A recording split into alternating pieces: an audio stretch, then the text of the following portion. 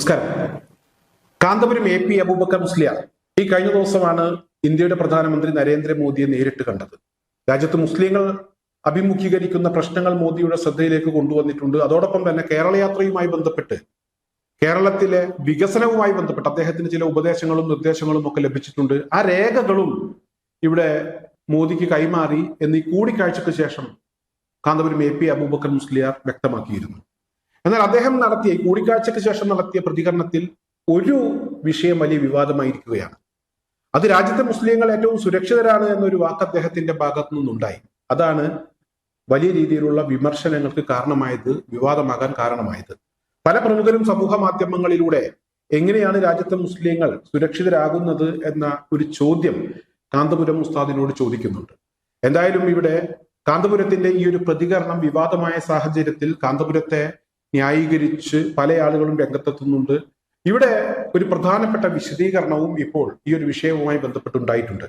Kanthapuram AP Abubakar മുസ്ലിയാരുടെ മകൻ doctor Muhammad Abdul Hakeem Azhari ഇപ്പോൾ ഒരു വിശദീകരണം ഈ വിഷയവുമായി ബന്ധപ്പെട്ട് നടത്തിയിട്ടുണ്ട്. അതും വാർത്തയാണ്. അദ്ദേഹം പറയുന്നത് ലോകത്തെ മറ്റ് മുസ്ലിം രാജ്യങ്ങളെ തന്നെ അവിടെ നടക്കുന്ന പ്രശ്നങ്ങൾ തന്നെ നമ്മൾ നോക്കുമ്പോൾ ഇവിടെ ഇന്ത്യയിലെ മുസ്ലിങ്ങൾ സുരക്ഷിതരാണ് എന്നൊരു വിശദീകരണമാണ് നടത്തിയിരിക്കുന്നത്.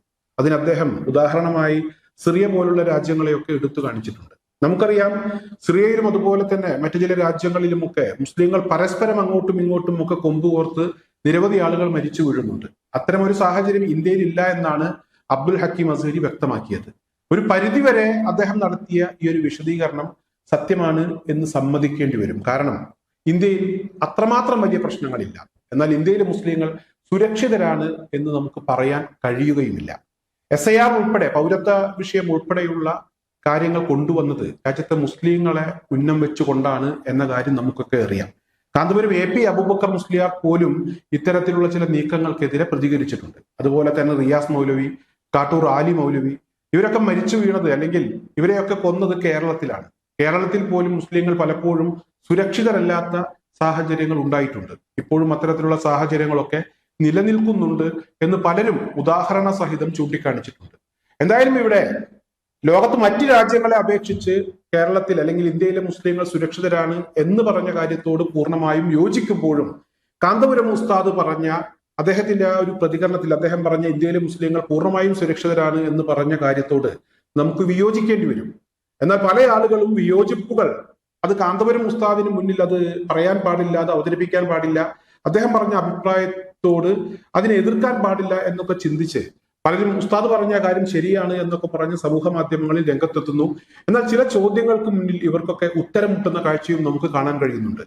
ഇവിടെ UP മുഖ്യമന്ത്രി യോഗി ആദിത്യനാഥ്, അദ്ദേഹം ഒരു BJP കാരനാണ്. സംഘപരിവാർ സംഘടനയുമായി ബന്ധപ്പെട്ട് പ്രവർത്തിക്കുന്ന ഒരു വ്യക്തിയാണ്. അദ്ദേഹം ഭരിക്കുന്ന സംസ്ഥാനത്ത് പലപ്പോഴും പള്ളികൾ മൂടിയിടുന്ന കാഴ്ച നമ്മളൊക്കെ കണ്ടതാണ്. അതുപോലെ നിരവധി പള്ളികൾ ബുൾഡോസർ ഉപയോഗിച്ച് തകർത്ത് കളഞ്ഞ കാഴ്ചകളും അതുപോലെ തന്നെ അതുമായി ബന്ധപ്പെട്ടുള്ള വാർത്തകളും ഒക്കെ നമ്മുടെ ശ്രദ്ധയിലേക്ക് പലപ്പോഴും വന്നിട്ടുണ്ട്. ഇപ്പോഴും മുസ്ലിങ്ങൾക്കെതിരെ പല വിധത്തിലുള്ള വിദ്വേഷ പ്രചരണങ്ങളും പരാമർശങ്ങളും അദ്ദേഹത്തിന്റെ ഭാഗത്തു നിന്നുണ്ടാകുന്നുണ്ട്. ഇതൊക്കെ ഈ വർത്തമാന കാലത്താണ് സംഭവിക്കുന്നത്. ഈ വർത്തമാന കാലത്ത് ഇത്തരത്തിലുള്ള സംഭവങ്ങളൊക്കെ കാന്തപുരം ഉസ്താദും ശ്രദ്ധിച്ചു കാണും. എന്നിട്ടും അദ്ദേഹം യാഥാർത്ഥ്യം മറച്ചു വെച്ചുകൊണ്ട് ചില ഇല്ലാത്ത കാര്യങ്ങൾ പറയാൻ ശ്രമിക്കുന്നു എന്ന രീതിയിലുള്ള വിമർശനമാണ് ചില ആളുകളുടെ ഭാഗത്തു നിന്നും ഉയർന്നു വരുന്നത്. അതുപോലെ തന്നെ അസം മുഖ്യമന്ത്രി ഹിമന്ത ബിശ്വ ശർമ്മക്കെതിരെ ഈ കഴിഞ്ഞ ദിവസം ചില ആളുകളൊക്കെ സുപ്രീം കോടതിയെ പോലും സമീപിക്കേണ്ട ഒരു സാഹചര്യം ഉണ്ടായി. സുപ്രീം കോടതി എന്തായാലും സുപ്രീം കോടതിക്ക് മുന്നിലെത്തിയ പരാതി തള്ളിക്കളഞ്ഞു. ഗുവാഹത്തി ഹൈക്കോടതിയെ സമീപിക്കുന്നതിന് വേണ്ടിയുള്ള ഒരു നിർദ്ദേശമാണ് സുപ്രീം കോടതിയുടെ ഭാഗത്തു നിന്നുണ്ടായത്. എന്തായാലും ഹിമന്ത ബിശ്വ ശർമ്മ അദ്ദേഹവും പലപ്പോഴും ഇവിടെ വിഷം തുപ്പുന്ന കാഴ്ച നമ്മളൊക്കെ കണ്ടതാണ്. അതുപോലെ തന്നെ ഇങ്ങ് കേരളത്തിലേക്ക് വരികയാണെങ്കിൽ മറ്റു ചില വിഷയങ്ങൾ കൂടെ നമുക്ക് കാന്തപുരം ഉസ്താദിന്റെ ശ്രദ്ധയിലേക്ക് കൊണ്ടുവരേണ്ടി വരും. അദ്ദേഹം മറന്നുപോയതാണോ എന്നറിയില്ല. ഈ കഴിഞ്ഞ സമയത്ത് വെള്ളാപ്പള്ളി നടേശൻ നടത്തിയ ചില പരാമർശങ്ങളുണ്ട്. കാന്തപുരം പറയും, പിണറായി കേൾക്കും, അതിനനുസരിച്ചാണ് ഭരണം നടക്കുന്നത് എന്ന് പറഞ്ഞ ആ വിഷയം വിവാദമാക്കി. വെള്ളാപ്പള്ളിക്കെതിരെ ഒരു നടപടി പോലും എടുത്തില്ല. വെള്ളാപ്പള്ളിയെ പോലുള്ള ആളുകളെ കയറഴിച്ചു വിടരുത് എന്ന് ഖലീൽ ബുഖാരി തങ്ങൾ ഉൾപ്പെടെയുള്ള ആളുകൾ കേരള യാത്രയുമായി ബന്ധപ്പെട്ടൊക്കെ വളരെ കൃത്യമായി പറഞ്ഞിരുന്നു. കാന്തപുരം ഉസ്താദും വെള്ളാപ്പള്ളിക്കെതിരെ പല വിധത്തിലുമുള്ള വിമർശനങ്ങൾ ഉന്നയിച്ചു മാന്യമായ ഭാഷയിൽ. എന്നാൽ വെള്ളാപ്പള്ളിക്കെതിരെ ഒരു നടപടിയും എടുത്തില്ല. ഇങ്ങനെ പറഞ്ഞ വെള്ളാപ്പള്ളിയെ BJP നേതാക്കന്മാരൊക്കെ പോയി വീട്ടിൽ പോയി കണ്ട് അദ്ദേഹം പറഞ്ഞതാണ് ശരി എന്ന് പറയുന്ന ഒരു സാഹചര്യം ഉണ്ടായി.